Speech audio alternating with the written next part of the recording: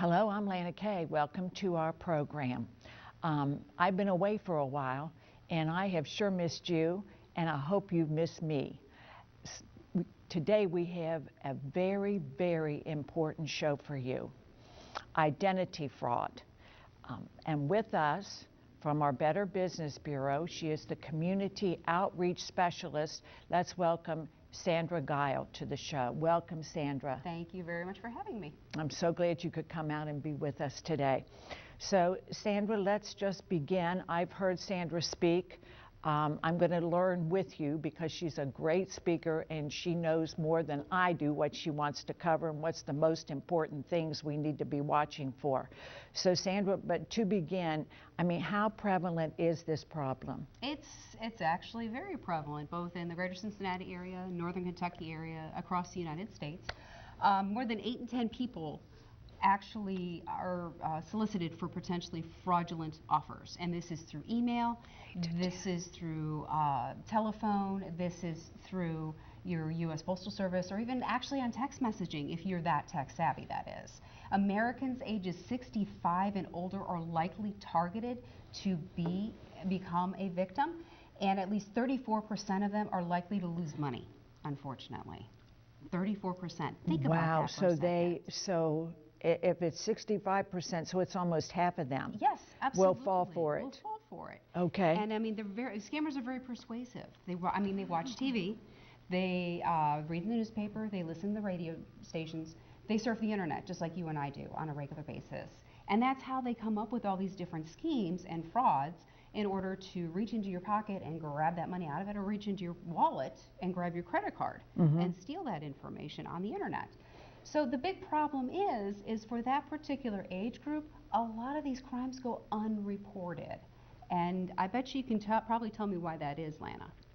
Why that is because I'll just give you an example of my mother, who was starting to lose her privileges, her driving and so forth, and she lived in her own home. My sister and I would come daily and take care of her, but a scammer got a hold of her.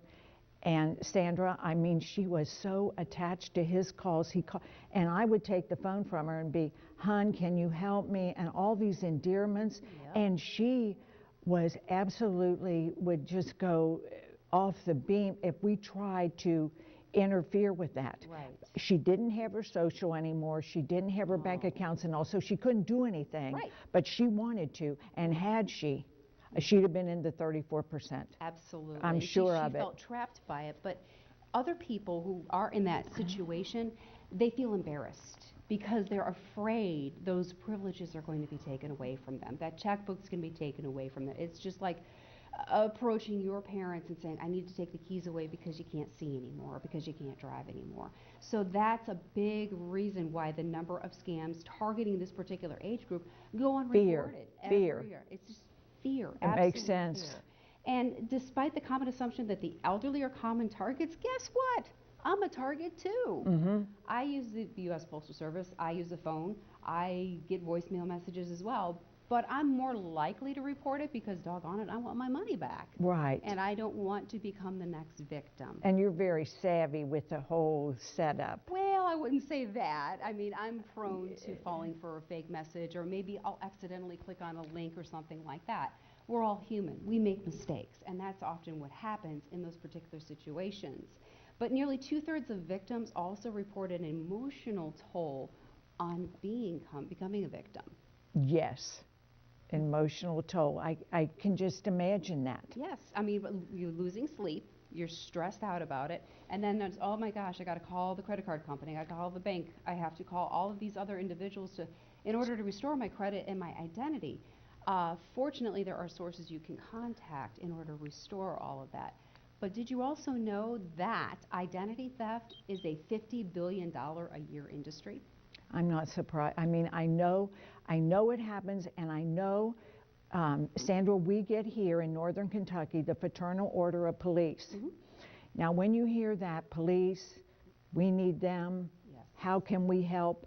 And until they got very ugly when you don't want to, because I'm sure that these are paid solicitors, and then they're on commission or something, because if you are saying, you know, we just can't give right now, why not? Right. Then they start that, Right. the pressure of the call. And there are many people that fold under that. Absolutely. And that's just one of the tactics that a scammer will use. It's one of the persuasion tactics. Is actually a lot of pressure and a lot of, you need to give right now, you need to act right now. Yes. Absolutely. We need your help. Yes. We need your help, and all of us want to help. Oh, we all do. Yes. It's just human nature that we want to help whoever's on the other end of that line or the other end of that email or that letter you receive in the mail. Unfortunately, what happens is we don't check it out first. We don't ask questions. And that's where your Better Business Bureau can help out, because we invite you to call us or go to bbb.org and check out those sources before you give any money, before you write a check, before you send money to a charity or anything like that, because we can tell you if that source is in fact true. Now, if you've been scammed or if you've been a victim of a scam, we've got this great tool. It's called Scam Tracker. And what it is a database of everybody from across the United States, Canada, and Mexico. And it is someplace that you can report all of those those nasty IRS phone calls. Oh, I hate those. Yes. And yes. The grandparent scams and everything else. You go to scamtracker.org if you're internet savvy, or you can call us at 513-421-3015, and you can report it to us. And that information is entered into a database that is used by state, local, and federal law enforcement officials. So if they're working on a case... Wow, that's great. Yes, and they can look up that information and use it to try to find the bad guys. So that's a great source for us. Sure. But in the meantime, if you get a phone call and it's a number you don't recognize it, don't answer it. Let it go to voicemail. If you receive a letter in the mail that has a check in it and says you've won a sweepstakes or a lottery, take it to the bank, and I bet you the bank is going to tell you it's a counterfeit check, and don't cash it. If you receive, if you also receive something, if you're on your email and an email box pops up and you can't click out of it, shut down your computer, disconnect from the internet. This is so good to catch this initially. Now, Sandra, I saw on a national program, a lady did get a check, and she had won this sweepstakes. Now, the check was good, because this was the bait, okay? That check was good, the first one, and it was a pretty good amount of money. But then to get the rest of it, of course, then there was an even bigger check, but because the first one came true, she thinks it's legitimate, and then she lost at least double. And then there was another phone call. We had trouble. You know, we're having trouble here on this end. And then she said, so it can happen, because especially if they legitimize it at first, then that makes you think this is okay. So, and I want to ask you something else, Sandra. Sure. I used to get Bridget from Cardholder Services. She would want, this was, you know, and the recording. Yes. Okay, so I could tell, and then not even answer. But now she is in our area. It has changed. Yes, it Their has phone changed. numbers are now our area, so I think it's local. Okay. But yet, somehow, Bridget has got into our local telephone system. I'm very glad you brought that up, because this is actually a new scam that has popped up. What it does, folks, if you're not uninitiated to the whole process, is that you receive a phone call if you have caller ID on your cell phone or on your landline. It is your local area code, the first 3 digits of your phone number, and then some random last 4 digits. It looks like a local phone call, and you're thinking, okay, maybe somebody accidentally dialed my number, it's a local friend, or maybe I ought to pick it up. Scammers have gotten savvy enough that it has to look intriguing enough for you to answer the phone, or at least figure out who it is to confirm that that phone number works. That's what happens. And in 9 times out of 10, these phone calls are not coming from within the United States. They're coming from outside of the United States. They're spoofing. That's what it's called. It's called spoofing. Spoofing. It's called spoofing. Okay. So what they're doing is they're calling from, pick a country, and they're dialing into the United States, and they've managed to bounce this number all over the place off of satellites and managed to connect to your phone number. So even still, if it looks local, I would still let it go to voicemail. Because if it's really super important, they're going to leave you a voicemail message. And even if it's junk, you can hit delete. That's True. the beauty of That it. is so good, Sandra. That is what we need to hear. And I want you to talk about being nice. You don't have to be nice. Did you know that? I know. You don't I have heard to her be nice. presentation before, and we feel so sort of Compelled. guilty, you know, to not be nice. Yes. Or to just hang up. Yes. So tell us how that's okay. It's okay not to be nice most of the time. Obviously, if you've got somebody at your door, you've got a Girl Scout at your door selling Girl Scout cookies or Boy Scout selling popcorn, yes, you can be nice. If you've got some random stranger knocking on your door asking to see your utility bill, or they want to see maybe your gutters or your shutters, or offering to do landscaping work and you did not initiate any kind of appointment, you don't have to be as nice, but you can at least get the information from them and then send them on their way. You can also contact your homeowners association, your local township, or your city and ask and see if they've got a permit to solicit within your neighborhood.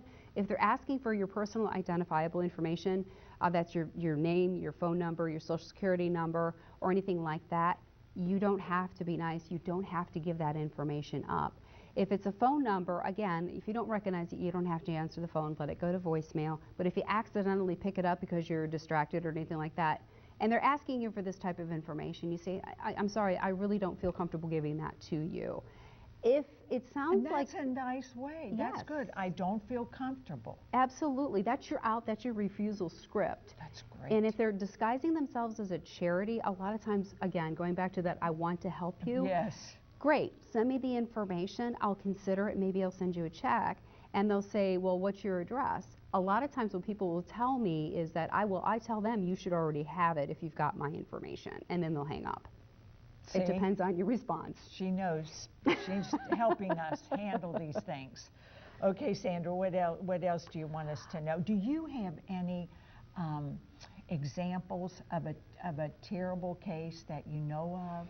A terrible case. I don't like talking about terrible cases, well, but you know, where somebody really, it really got to them and they suffered. The one particular case I can think of actually happened. This was probably about 2 years ago. It was an older woman who was receiving Social Security. She didn't have any immediate family. It was a really sad situation, actually. She was by herself and living alone. She ended up calling Better Business Bureau for help. She said, this woman stops by every month when I receive my Social Security check, and she takes me over to the Western Union to wire transfer money to a guy in Jamaica. And I'm supposed to be receiving these millions and millions of dollars, these riches and everything else. It was basically a lottery scam. Yes. And she called us because she didn't have enough money to buy groceries or medicine that month. We ended up contacting the county sheriff's department and tried to figure out when the timing was of when this woman was supposed to turn up.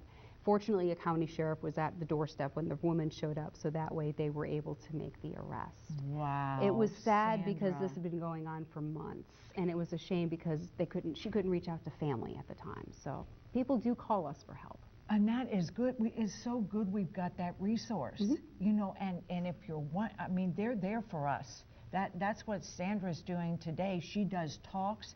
If your organization, tell them the people that you reach out to give them an in-person presentation. Yeah, real live and in person. I do show up. And she can go further than she can really on today's show. Tell us, Sandra. Your Better Business Bureau covers a 20-county area.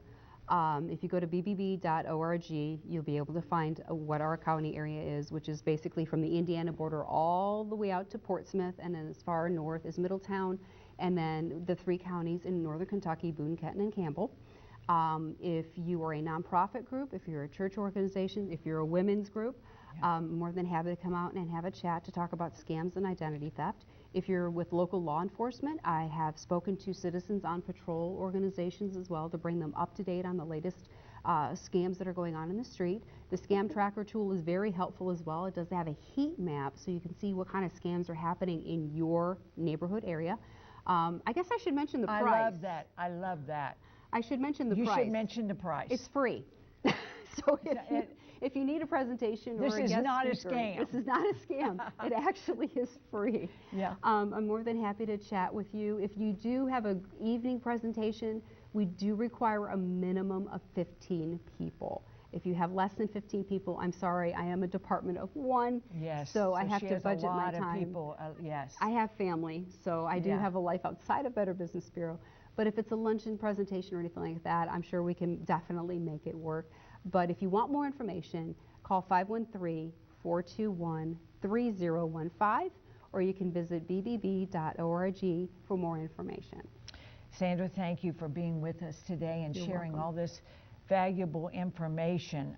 We have just learned so much, and she can teach you much more if you would like, your group to contact her. Sandra's contact information will follow.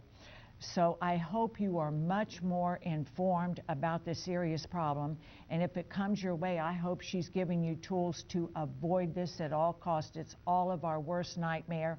I hope you have the intelligence and the strength to just hang up if in doubt. So I'll see you next time. I have missed you. Be happy, keep smiling, and I'll see you soon.